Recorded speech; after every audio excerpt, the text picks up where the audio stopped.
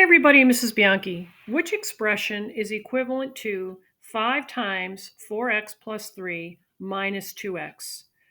People get intimidated by this for some reason, so I want to make sure we understand when you see 5 and then a set of parentheses with stuff inside of it, there's another way you can kind of break it down in your head mentally because it really means you have 5 groups of 4x plus 3. So see if we count out the 5 groups. This is just a way to think of it. Not that I recommend you do it this way, but this is a way to think of it.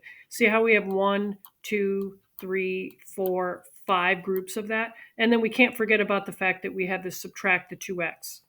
So we could just quite simply combine the terms. We could say to ourselves, what's 4x plus 4x plus 4x plus 4x plus 4x, and then we'd subtract the 2x. We could do that, but it would probably be a little bit easier if instead of doing that, we distribute this. So what does that mean? That means you take this and you multiply it by this. So if you have 5 groups of 4x, how many x's do you have altogether with just this part? So in other words, if we eliminated this for now, this last one, let me erase that so we don't get confused. If we were to combine all of our 4x's, what would we have? That's the same as taking 5 and multiplying it by 4x, which of course would be 20x.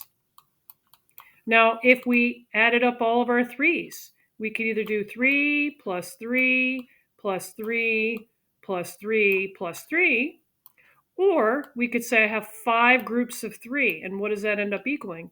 Well, it's 15. And we would be combining that with the 20x. So let's put a plus sign. Now we can't forget about the fact that we still have the 2x. So we have 20x plus 15 minus 2x. Now in class, sometimes we looked at it like this. If we have 20 xylophones and we're taking 2 xylophones away, how many xylophones do we have? And the answer, we'd have 18, right? So if we combine this and this, we get this. So let's write that down. I'm going to write it down over here. We have 18x. All right. Now we're adding to that a numeric value, and the numeric value is right here, this, 15. We're adding that to that. Now, one of the things that I want to remind you about, now, as it turns out, what I have written here is a choice, but I want to make sure that you all understand that what if they had shown you this as a choice? Because I'm just showing you really commutative property.